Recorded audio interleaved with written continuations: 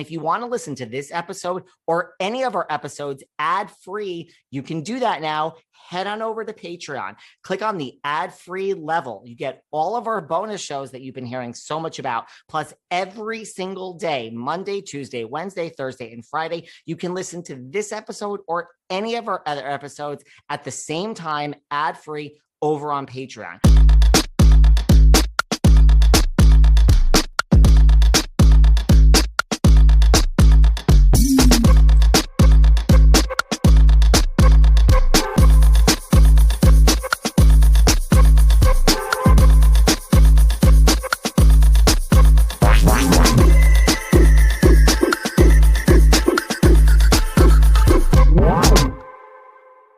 Stay tuned for part 2 of our sit down with Peaches Christ. We're about to discuss Showgirls, reality TV, Madonna. We got a lot to talk about.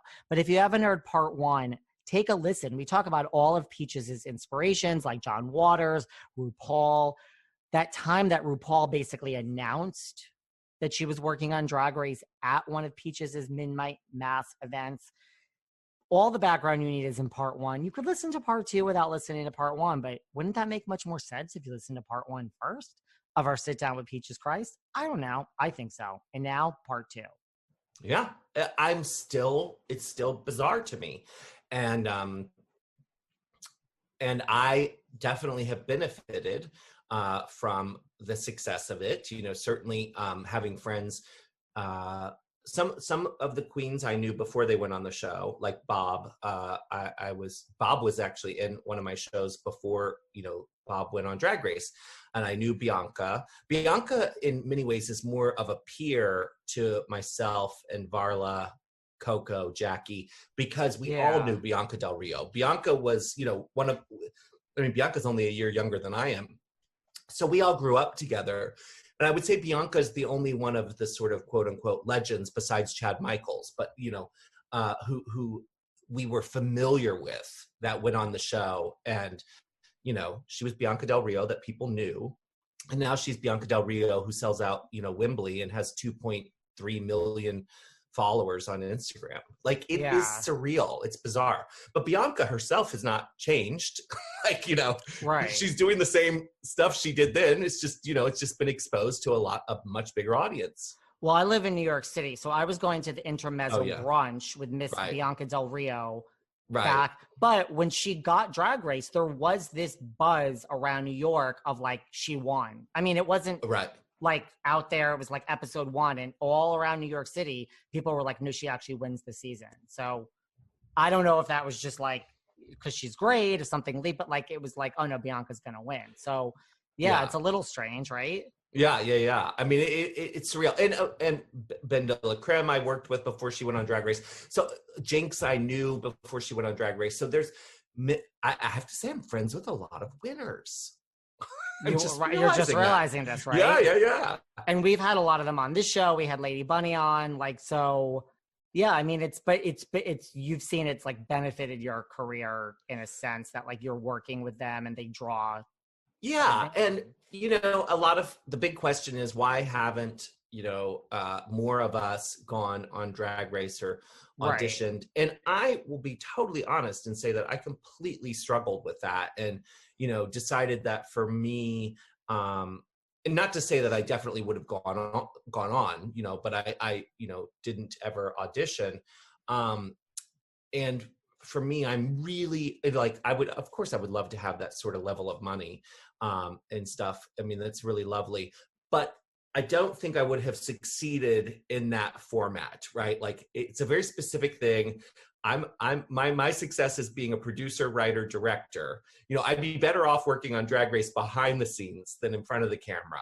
I'm not competitive at all, but getting to produce and write and direct for people who have those audiences has certainly benefited my career. You know, my biggest fear is I'd go on that show and be kicked off, you know, second because I don't know how to sew or whatever. At least I'm realistic about it, you know.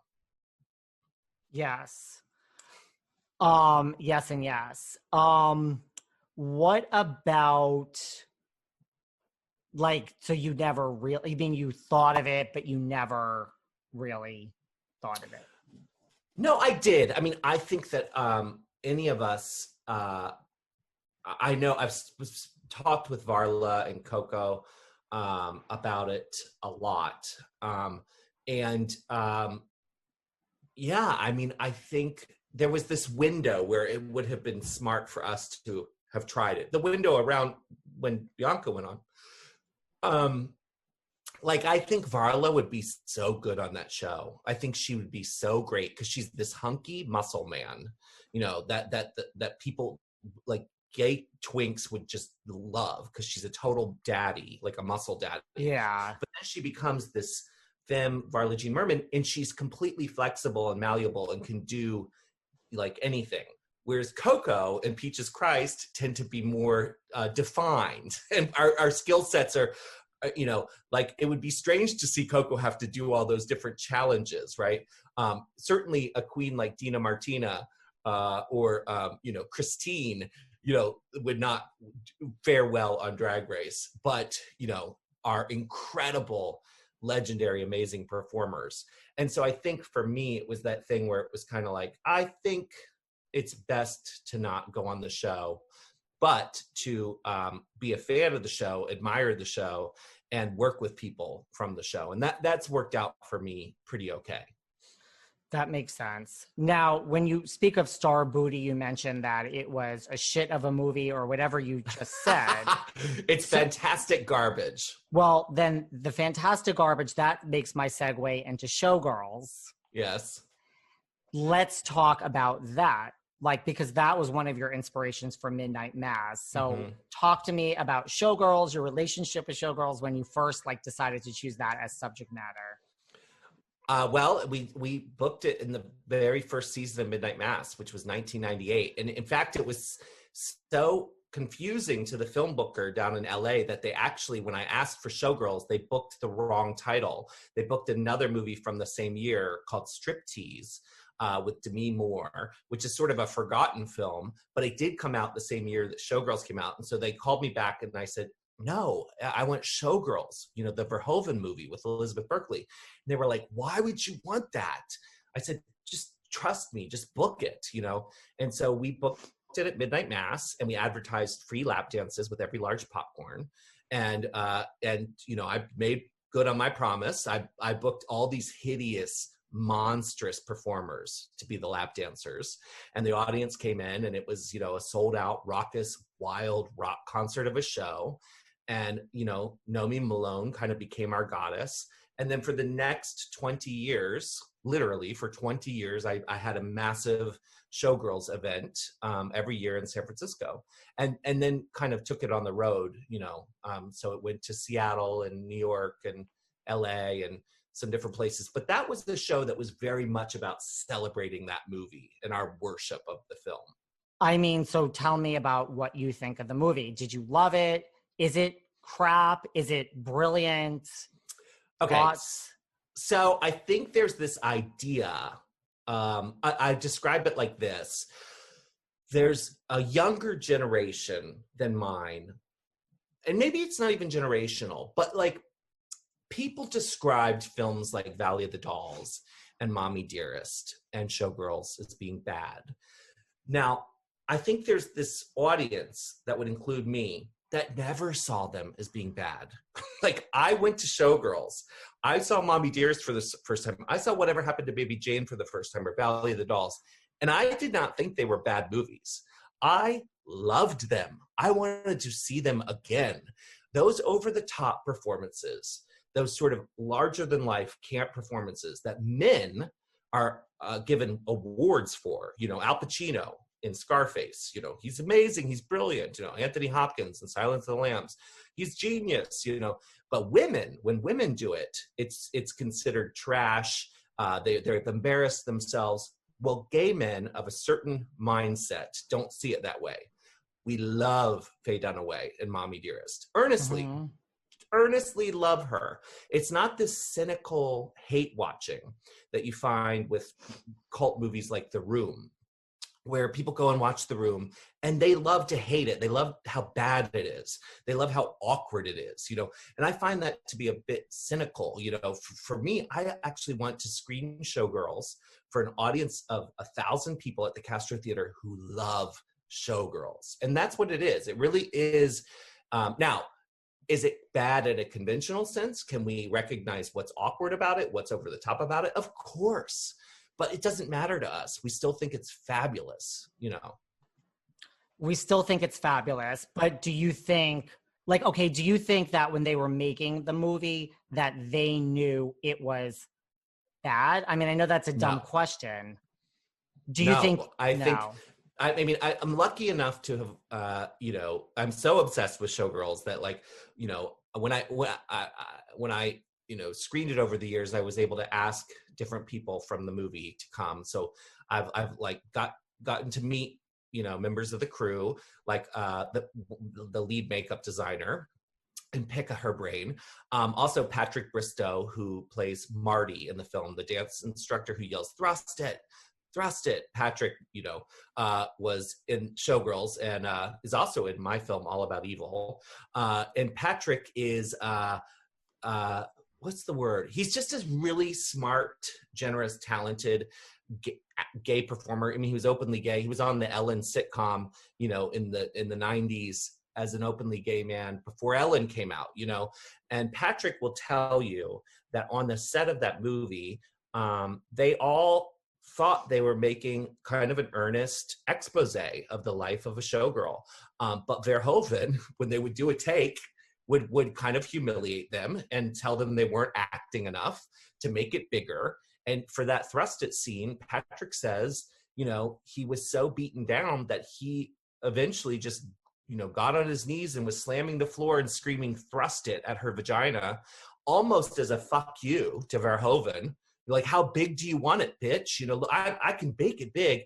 And when he did that, Verhoeven was like, "Excellent, bravo." You know, so Verhoeven and the script by Joe Esterhaus are responsible for this thing. And it was Elizabeth Berkley who was crucified for it, unfairly, crucified, destroyed, humiliated, dragged through the ringer on the movie. But no, I think Verhoeven is a brilliant filmmaker. I think he's super talented. I think Joe Esterhaus is not a brilliant screenwriter. I think he's kind of a cheeseball and a misogynist. And I think that combination of this brilliant Dutch, you know, filmmaker making his version of a Hollywood movie, which worked so well in Basic Instinct and worked so well in, you know, Starship Troopers, it was the perfect combination, you know, with Showgirls for it to kind of blow up into this fantastic disaster. Yeah, because I mean, didn't they want it to be like, you know, like an expose on the life of a showgirl in Vegas? Like, yeah, serious-ish. And you know, if you're really interested in this, and actually even if you're not interested in it, and you just like cinema, and are interested in sort of how this all came to be, there's this amazing documentary that I was lucky enough to be asked to be in and part of, called "You Don't Know Me," which I was going to bring up. Yeah, so let's talk about that. So it's really genius, because I mean, I have to tell you, when I was asked to be in this film, I thought, okay, it's another project where a student's going to interview me and nothing's ever going to come from it, you know, which is like probably 80% of the things that, you know, I'm asked to do, which is fine. It's all part of the process. You know, most movies that are attempted, I mean, when a movie is finished and it gets out into the world, you should applaud it no matter what, because so much work has gone into getting it out there. But this filmmaker, Jeffrey, he told me he was going to send me sound equipment and then call me on the phone. I was going to record my interview, not on camera, but on this fancy sound equipment, and then send it back to him FedEx. And that's how we did it. And then he asked for footage. So I sent him hard drives that he sent. No, he actually flew to San Francisco and met with my assistant. And he loaded up all this archival footage of Peaches shows onto a hard drive. Okay. And then years later, after honestly forgetting about it, you know, I get an email from him saying, it's premiering in Tribeca. And I'm like, what? How is it even a movie? You didn't even film us, you know? what are you talking about? Like, this thing that I thought was your grad student is premiering at the Tribeca Film Festival, and it premiered there and it got fantastic reviews, and then it's going on to have this huge festival tour. And what it is really is found footage. It's all the media clips, all the news clips of them talking about what their vision of Showgirls is. And then, you know, what actually happened and how it was destroyed by the press, destroyed by the critics. Elizabeth Berkley was destroyed. And then how little by little, people like myself and other folks who really genuinely loved it have kind of given it this sort of second, third, fourth life. So what was what was not the point, but like, what did they want to try to show with You Don't Know Me? Like, I think what they do, and I love this, is it goes from a group of people basically in the first act saying, oh my God, this thing that's supposed to be this, you know, dramatic expose is a piece of shit. And they actually put that on the thing. It's like, this is a piece of shit. And they go through all the ways that people think it's a piece of shit. Jeffrey brilliantly intercuts all of the films of Verhoeven to kind of show how Showgirls is similar to these other films, many of which are considered masterpieces. So then they go into the second act and talk about all the ways in which Showgirls is in fact a masterpiece. And audiences were clueless. They didn't get that it was a masterpiece. And here's all the ways it was a masterpiece. By the third act, they've infused all these ideas and declare it a masterpiece of shit. And, you know, that's kind of the scope of how the movie works. And I think by the end, I think the filmmaker and the story is just very compelling. And, you know, it nicely ends. Part of the ending is with Elizabeth, you know, being at the Hollywood Forever Cemetery screening where thousands of people showed up to see it.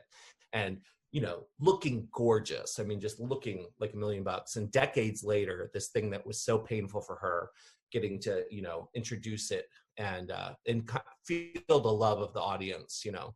And Verhoeven comes off, I think, really cool in the film. You know, I think by the end of the movie, you go, okay, he's great. It's Esterhaus who you realize, like, really, he meant it. He wrote that script and he meant it. do you think You Don't Know Me like changed? I mean, like, I know it wasn't like worldwide, and I mean, Yeah. it was, but like, do you think in a way it shed different light and changed people's perception on Showgirls?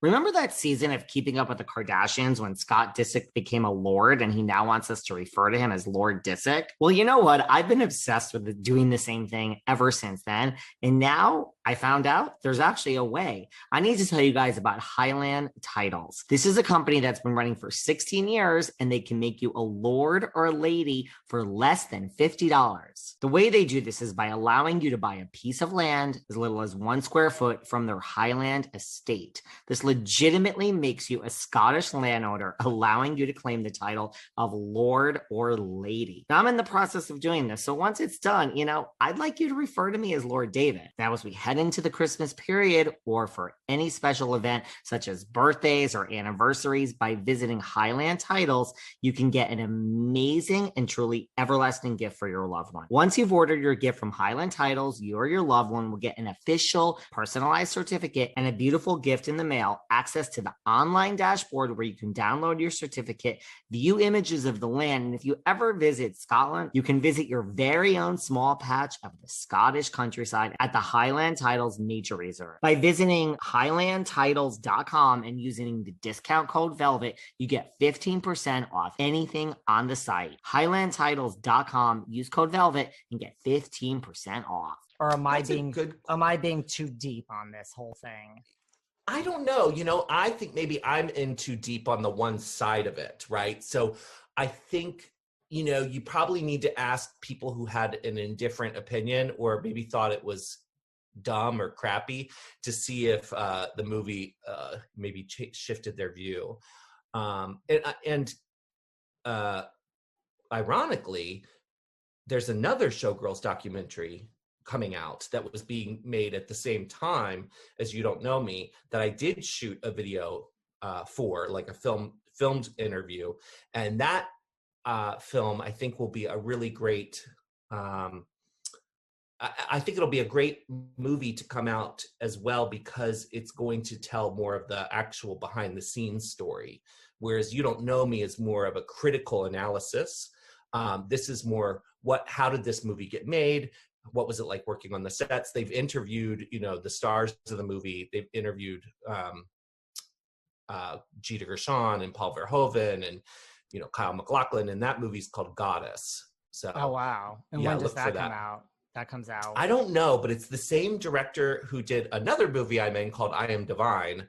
His name is Jeffrey Schwartz, and he's done a documentary called Vito for HBO, and he's a really brilliant filmmaker. And so I'm glad that he's making this movie Goddess, and I'm glad that the saga of Showgirls will continue to kind of remain interesting and a mystery to people.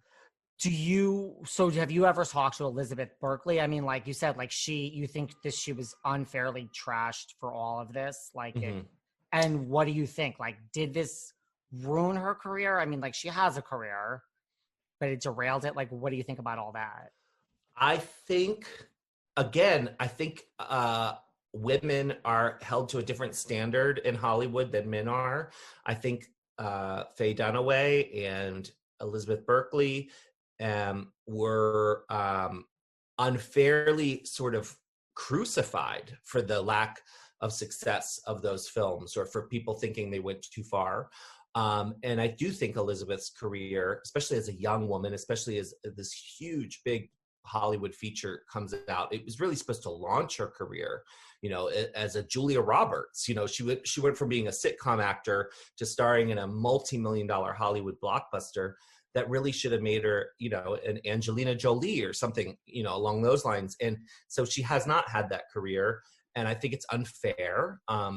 And I'm glad that she's still working. I mean, she was still, great in First Wives Club, and, has done a book for girls. I think even that in some ways is Elizabeth saying, I'm not Nomi Malone. And yes, she has been invited to share the stage with me multiple times, and we've gotten very close multiple times, but it's never happened. And I would love to do a show with her, and I understand her reluctance. And, I think a lot of people, when they hear a drag queen named Peaches Christ is inviting you to come to screen a camp movie that they star in, there's this sense that I'm going to, how should I say it? Well, Maxwell Caulfield, who stars in Grease 2, which is a classic movie. It's so good, so classic. good. And I'm sorry, I listen to that soundtrack at times. It's a good soundtrack. It's a great soundtrack. It's totally underrated as a sequel. Yeah. And so when he came, we did the stage show together. He's so handsome. And yes. I remember doing the stage show at the Castro and interviewing Maxwell, and him really kind of clamming up. And admittedly, me needing to kind of end the interview earlier than I would have naturally, because it wasn't flowing. And he and I got upstairs, and he apologized profusely, and I said, well, what, don't worry about it. It's fine. It was wonderful. I don't think the audience, but he and I knew that our chemistry was strange on stage, and he kept apologizing. And I said, please don't. And he goes, I'm going to tell you the truth. I'm from England. Drag queens are cunts. And I went out on that stage with my battle armor on, ready to be humiliated and, torn to shreds by you. Here you are, this giant clown, and I sat down and you said the nicest things about me and put me on the pedestal and, channeled all this love from the audience. And he said, I went blank. I literally went blank because I was all prepared for a defense. And so I think there's this sense that I'm going to, if you haven't been to one of my shows, or you haven't, and you only know the basics, you've seen pictures of me online licking a bloody knife, or, whatever Peaches looks like. They get on stage and I'm like literally a kid, just saying, I love you so much. And let me ask you all these nerdy questions about the movie. And my job is to channel the love of the audience and to put them on a pedestal. Some people like Maxwell kind of, are, what's the word, thrown off by it. And my sense is, if I were Elizabeth Berkley, I might not know that my Right. intentions are completely pure, you know? That makes sense to me, Yeah. especially when you've been ridiculed for this for so Exactly. long. I mean, it's like, it's asking someone to, we wouldn't do this normally. It's asking someone to come and celebrate the thing that caused them to have PTSD. And that Right. sounds dramatic, but like, this is, of course it caused her to have trauma, you know? What about like, have you ever talked to her about like, I I, mean, she's not in on the joke. Like, I don't think she knew when she was making this that it wasn't a good movie. Yeah, no, she didn't. And she did, you know, according, and I've done a bunch of shows with Rena Riffle, who plays Penny Hope in the movie. And, you know, I very much believe Rena and Patrick when they say that, you know, Verhoeven was asking for this level of performance. You know, it's not limited to just Elizabeth. She just happens to be the you know, the hero of the film, the star. So it's the Mm-hmm. most noticeable and ridiculous because you don't think of her as a protagonist. Um, but they all say that Elizabeth was doing exactly what the director was asking her to do. You know, that the first take was usually very natural, you know, and you know, he would work them up into a frenzy. So it sucks for her. I mean, it is also why the movie is amazing and you know, is still screened to this day and has documentaries made about it, and Striptease is totally forgotten. So, you Right. know, I don't, you know, what, who knows, you know. Do you think like, I mean, what are your thoughts on Showgirls? Horrible shit, like classically shit, like you said, like we all love it as gay men I at the very least. Yeah, I think that Jeffrey's movie "You Don't Know Me," where masterpiece of shit is sort of the end conclusion. I completely agree with that. I think, um, you know, I mean, I love things that are considered bad, but there's the difference between bad and good bad. So, you know, bad to me is like boring, forgettable.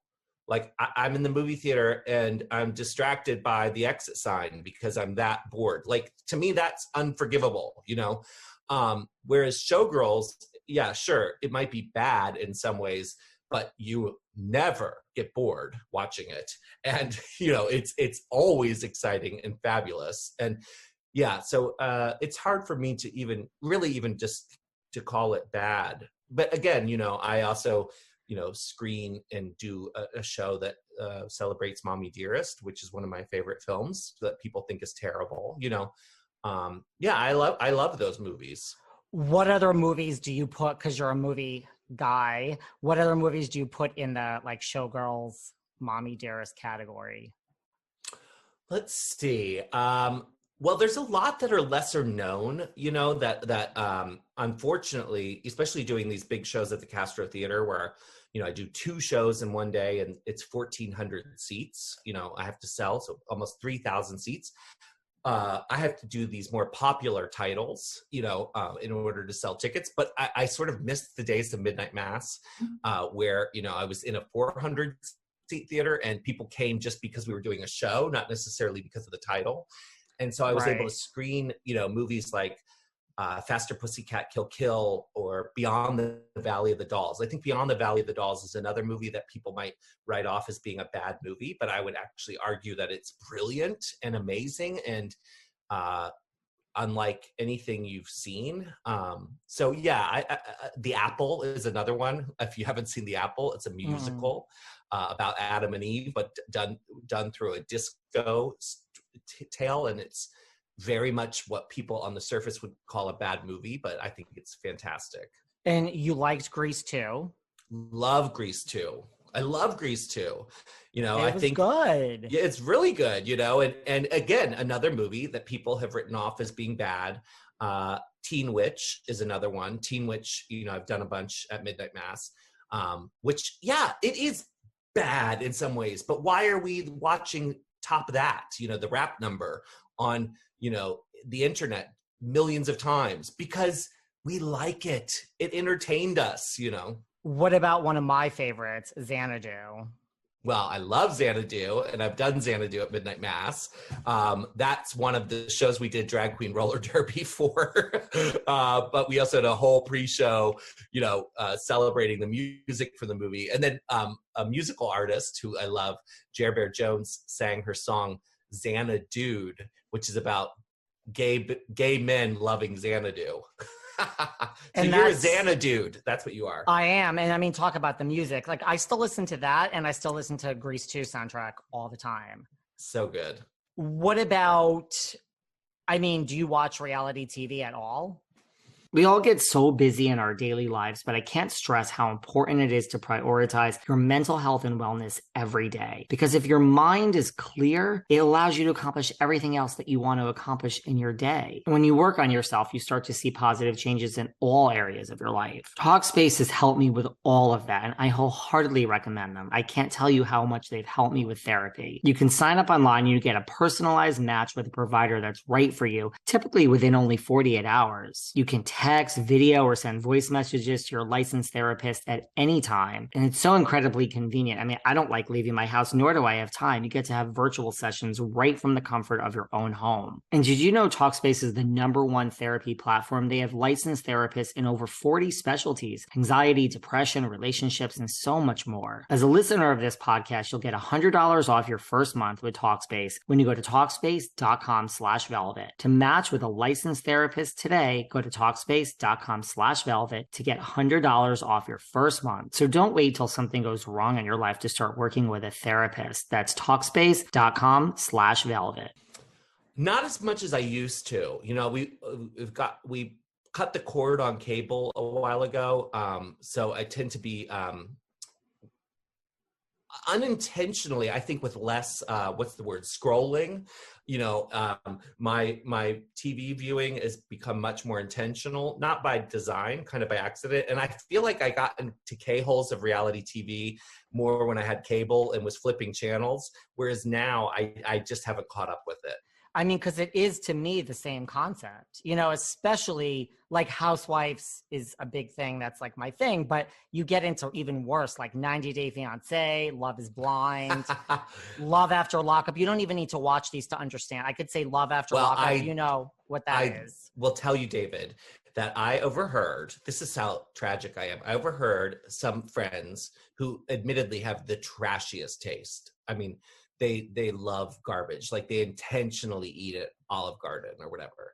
And they love all the Housewives shows, and they love all the, and they were talking about 90 Day Fiance in such a way that I had to go home and watch some of it just to see it, just to believe it. And I will say that I went down another K-hole of like, I could, once I'm in one of those seasons, I need to see it all the way through. So yes, I have seen 90 Housewives Day Fiancé. is one thing, but when you get to like 90 Day Fiancé and Love, it's the same concept. It's so bad that you just can't look away. I mean, exactly. Well, I mean, I think you're drawing a very good parallel between some of our enjoyment of these films, and then we have to argue, well, is that bad television? Someone's producing it. It's by design. It's still storytelling. So, and it's really highly rated. So, is that bad TV if you're entertaining all of these people? Isn't that the point? No matter how bad it is.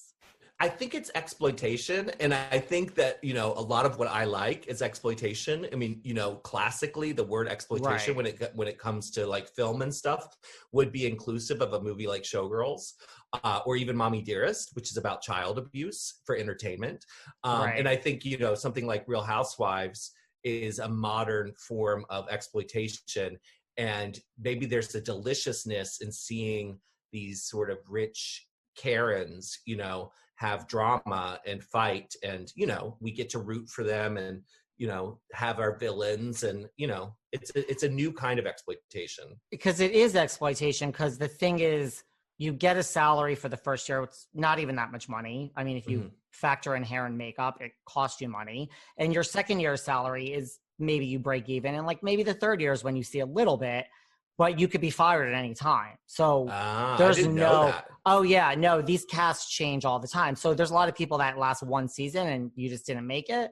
Then there's other Wow. people, you know, 3 to 4 years, but it doesn't matter. After 4 years, you're fired.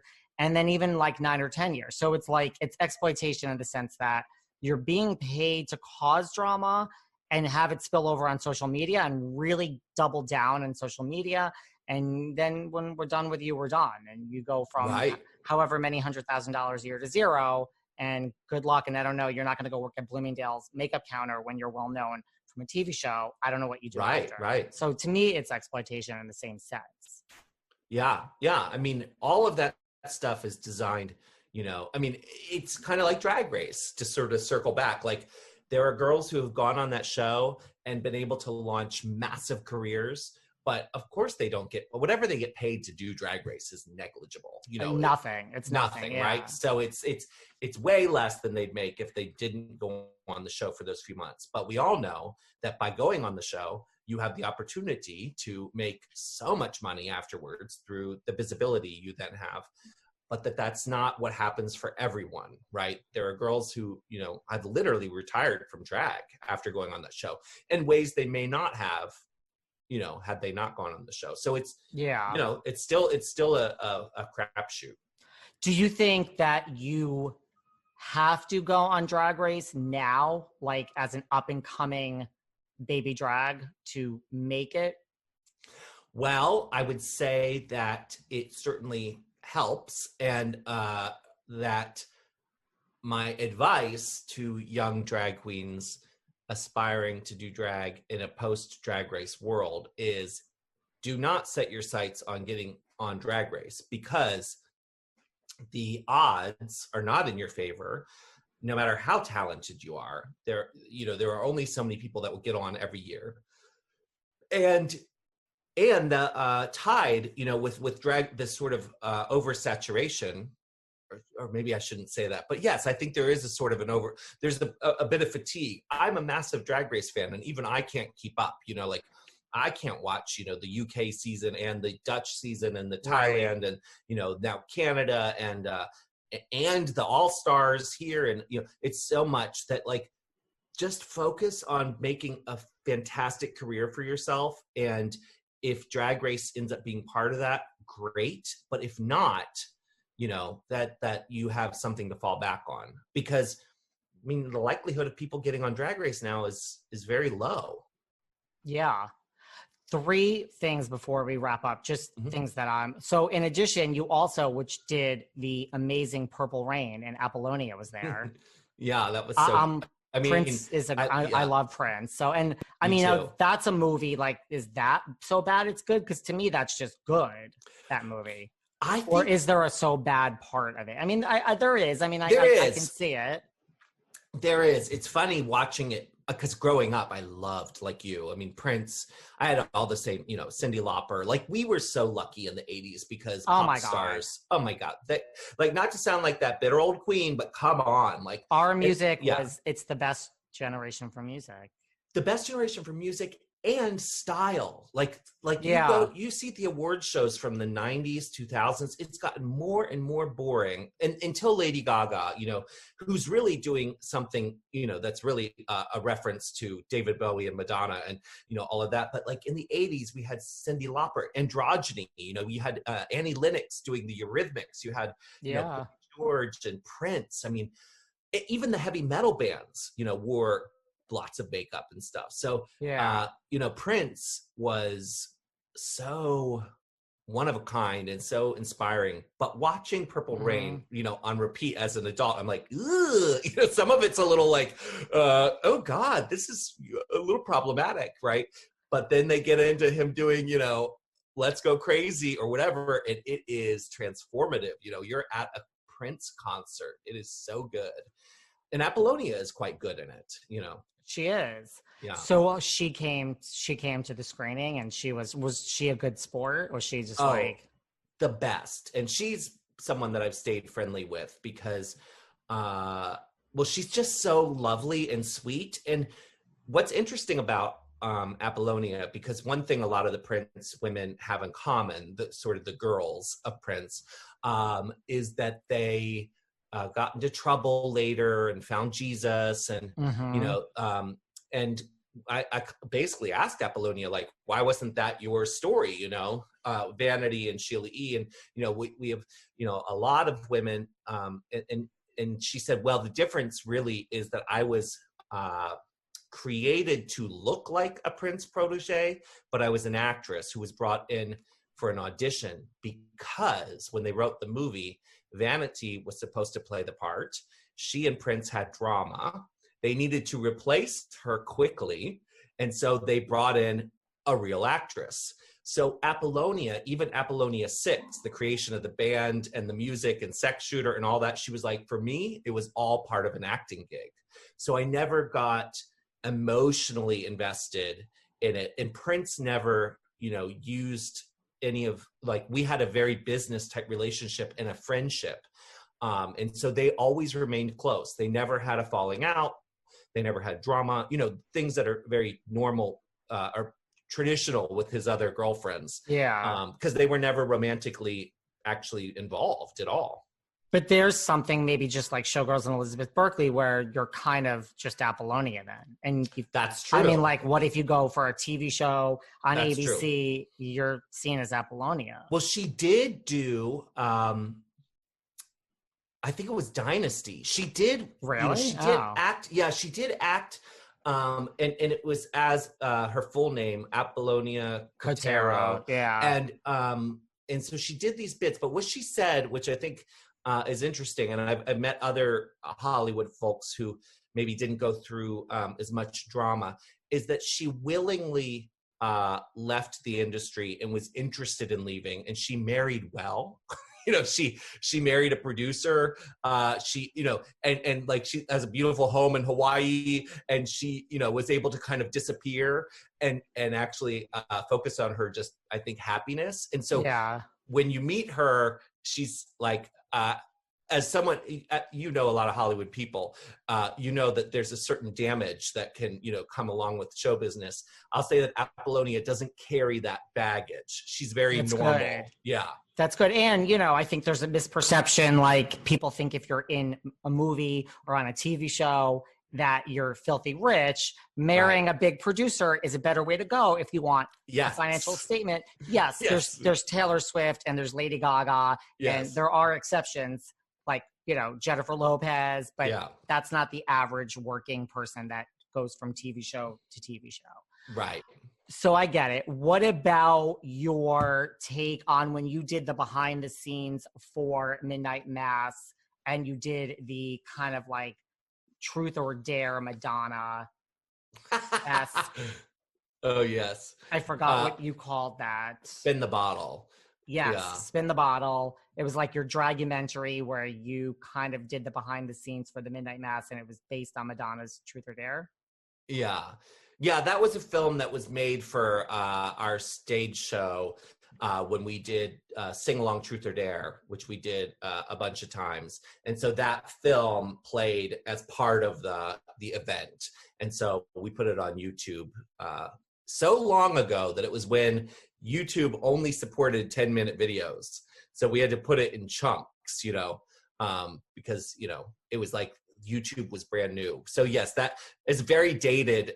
It's very of that time, there's like an Osama bin Laden reference and, some other stuff in there. Well, that's the thing. Speaking of Prince and Madonna, I mean, Prince, you could take it worse. You could do like Under the Cherry Moon or Graffiti Bridge. Right. That's true. And Madonna, I mean, who's that girl in Shanghai Surprise? And the best of all, Body of Evidence. Body of Evidence. Yes. Which has to be seen to be believed in terms of its badness. And I actually think it's bad enough that it's enjoyable. But Truth or Dare for me is brilliant, like genius film of an artist at work, completely manipulated and completely produced, but so well done. And as a queer man of a certain age, I want to wring the necks of young queers when they don't understand the power of Madonna and say to them, this is a woman who at the height of her career, when AIDS was ravaging the world and homophobia was at its height, you know, and people hated gays, and they especially hated flamboyant gays, and they really didn't want anything to do with gay men of color. She not only put them on stage with her, but she took them on talk shows. She put them in commercials. She brought, you know, flamboyant gay men of color to the forefront of a pop movement. And for that, you know, I think she deserves all trophies and prizes. Now, is she flawless? Of course not. She's ridiculous right now. But she's still a goddess and deserves our respect. Do you think, like, do you still follow her on social media these days? Yes. Like, do you think Madonna has lost her mind? Yes. And, you know, I think that there's this sort of level of celebrity that one reaches where you kind of leave the planet in a way, and you're living on this other planet. And I think she's been living on planet Madonna for so long. You know, I mean, to her credit, she had this vision of becoming Madonna, the Madonna we all know and love, and she became that Madonna. And then I think being that Madonna now for decades is bound to warp your, you know, ability to stay in touch with normal people. And clearly she's out of touch. And I think, you know, I love Oprah Winfrey. I grew up watching Oprah Winfrey. Being from Maryland, you know, Oprah was a hometown hero. She was, you know, and Oprah built a career on being relatable, you know, and now she lives on planet Oprah. I think it just happens, you know, where people, it's impossible for them to stay in touch. So poor Madonna just has no idea, you know, how she's coming off. And I actually, you know, still love her. And I went to the Madam X tour with my partner, and I really enjoyed it. But I'll say that her inability to see herself, to be self-aware, is her biggest crutch. And I think that she doesn't, what's sad to me is I still see so much of what she does and says is coming from a place of insecurity. And she's Madonna. You know, it's like, you're Madonna. You could just relax and have fun and be fierce. You don't have to, like, everything is so calculated and overanalyzed. Right. I would agree with all of that, which is, I think at one point she was very self-aware of things. Like, that's her whole career. That's why she was so great. That was the secret. Like, same thing with Oprah, like very in touch. Madonna totally was of the nightclub people. And like, when she went left, she knew she was going left. So it was all calculated. Yeah. She was aware of it, like in on the joke. And I'm not sure that she is anymore. No. And I cannot wait to see this biographical movie that she's making of herself. It's going to be interesting. And I agree with you. I liked Madam X as a show more than I ever thought I would. I didn't think I would. But also then it's also interesting because she has always been kind of self-aware, but never with the acting. Like, she never realized, being a good actress or not, like, what goes through your mind when you read like Body of Evidence or like a Shanghai Surprise and you're like, this is it? I'm serious now. Like, how, I don't know. I mean, I've always wondered that. I mean, same thing with Elizabeth Berkley. Like, I don't know how you read a script and not realize, or maybe someone like Elizabeth Berkley just says, ka-ching, ka-ching, I don't give a fuck. I think with Elizabeth, she was so young. I forget what age, she was very young, coming off the Saved by the Bell show, and probably when agents and managers realized the same duo that brought us Basic Instinct were making a new movie, like, no one gave a shit about the script, right? It was like, who cares? You know, just sign on the dotted line. Whereas with Madonna, it's more baffling because she was already a pop star. She did have everything to lose. And she clearly wanted to be a movie star so badly that she kept showing up over and over again. I mean, not always, you know, was it a disaster, you know, with Evita and maybe Dick Tracy. But nor was she Lady Gaga in A Star Is Born, right? Like, she never got that. That's what she wanted. You know, that's probably why Lady Gaga drives her nuts. You know, it's like, not only can Lady Gaga sing really well, she also can act, and now she's won an Emmy. You know that, like, Madonna would murder Lady Gaga if she could. Yeah, and it's just like, no, I mean, yes, and it's just like, you look at, and this is such like a stereotypical thing to say based on her age, but you look, it's true, you look at like a Tina Turner, a Diana Ross, Cher has done it right. Like, just, it's not even like at your age, because I don't believe in age shaming. It's just, like you said, you're Madonna. So just own the fact that like it's your world. We just live in it, and you don't have to prove anymore with pink hair or whatever. And if she really loved all of that, more power to you. But I agree with you. I don't think you do. I think it's all to stay relevant in some worlds where absolutely. You are relevant. What about, before we wrap up, speaking of Saved by the Bell, did you watch the reboot? Like, are you an Elizabeth Berkley fan outside of Showgirls? Did you go down the Saved by the Bell rabbit hole the first time around in the reboot? I did not. So I think I was a little too old for Saved by the Bell, like in its first incarnation. So I don't have a nostalgia for it. So I have not watched the reboot. Well, it's good. Is it good? Okay, well, I'll have to check it out. I mean, but I like it all. Like 90210. I watched Melrose when it came back on, like all of that stuff. Okay, yeah. So what's next for you? You're in quarantine. Tell us what else is going on before we say goodbye. Sure. So one of the things we're doing to keep Peaches Christ Productions afloat, since we can't be on stage, is we're pulling out old shows from the archives and doing live streams of them, where myself and the stars will host a live stream presentation of the show and do an audience Q&A. So this coming weekend, Bianca Del Rio and I will do our Whatever Happened to Bianca Del Rio show. So I'm looking forward to that. And actually, Bianca's texting me as we're talking right now. So it's funny, I'm getting these text messages flashing up on the screen. And I'm looking forward to it because I think some shows, actually, speaking of Madonna, what we're going to talk about as part of the live stream is when Bianca and I did this show as part of the Feud premiere in Los Angeles.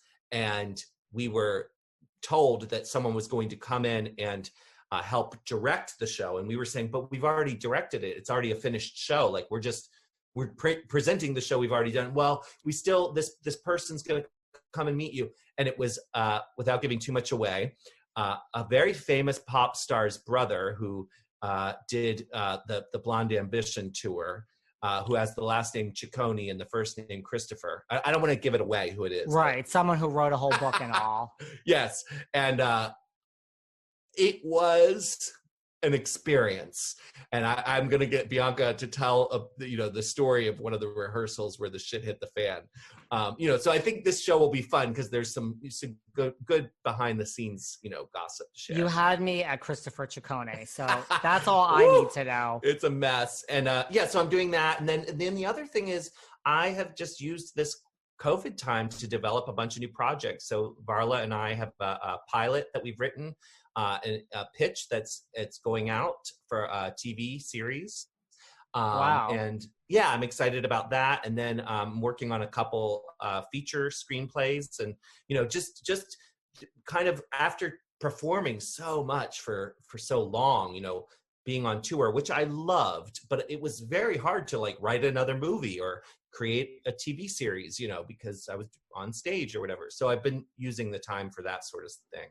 That's good. So you'll have to come back on and tell us about the developments of all these things as they play out. Absolutely. Well, listen, I appreciate you staying with us for this long, first of all. Of course. Thanks for having me. Thank you for talking about an array of things that were on my mind. Where can everyone find you online? Just basically all the social media stuff. So, I'm lucky enough that I've been validated, so I have blue check marks on Twitter and that's official. And Instagram and Facebook, so you can follow me there. And then for the Bianca show that we're doing, it's peacheschrist.live, and on Instagram you're just Peaches Christ. Yes, the Peaches Christ. Yeah, so everyone needs to follow the Peaches Christ because someone else took Peaches Christ. Well, listen, you have the blue check and that's all that counts. Exactly. That's just how it works. Yeah. Thank you so much. I will be watching that, and everyone needs to stay in touch. I really appreciate it. Thank you, David. Take care. All right, you too. Bye. Bye-bye. Thanks for listening to yet another episode of Behind the Velvet Rope. Because without you listeners, I would just be a crazy person with voices in my head. And if you like what you hear, subscribe on Apple Podcasts under Behind the Velvet Rope. And when you're done subscribing, feel free to leave a 5-star write-up review, because the write-up reviews actually actually count. We read each and every one of them. We post the best ones, and the reviews really help our shows keep going. And we really appreciate everything you guys say, especially the positive ones. And if you want to find us online, we're at Behind Velvet Rope on Instagram. We are at David Yontef on Instagram. We're Behind the Velvet Rope on Apple Podcasts. Or head on over to Patreon, because you know what? There are just some things we can't talk about here. So for our bonus episodes, go to Patreon and type in Behind the Velvet Rope. And if you still aren't sick of me and you want more David, go to Cameo and book me on Cameo. And you can ask me anything there. I'll answer whatever you want. And I have a bargain basement price of $10. Thank you guys. See you soon.